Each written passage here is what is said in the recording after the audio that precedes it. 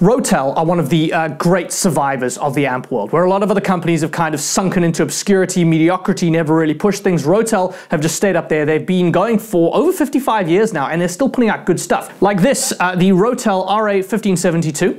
I've been spending the past month with it, and I would be lying if I said I hadn't fallen in love with this thing. It's the sound. 120 watts of power per channel, 2 channels driven. You just get this amazing, rich, meaty sound. There's a huge amount of power, especially in the low end. It's but the entire frequency spectrum is really deep and textured and rich, and any kind of adjective you like to describe the sound, it's really, really good. I had a tremendous amount of fun with this. It very quickly became my go-to amp for kind of day-to-day listening. It helps that it provides you quite a lot for your money. You pay $1,699 for this at the time of making this video, which is not up there in terms of the most expensive amps, but it's not pocket change either.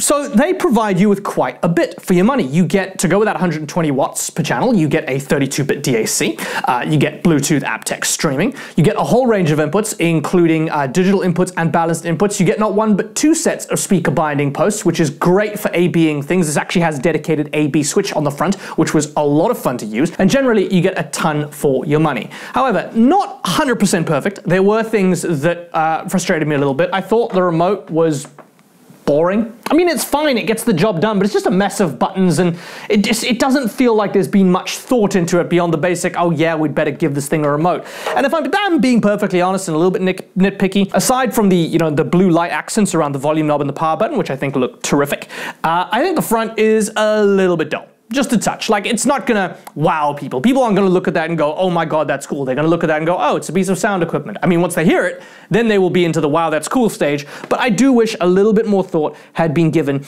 into the front end of this. For one thing, I still don't understand why, and so many amp manufacturers do this. Even the Peachtree Nova 300, which is probably my favorite amp available right now, does this.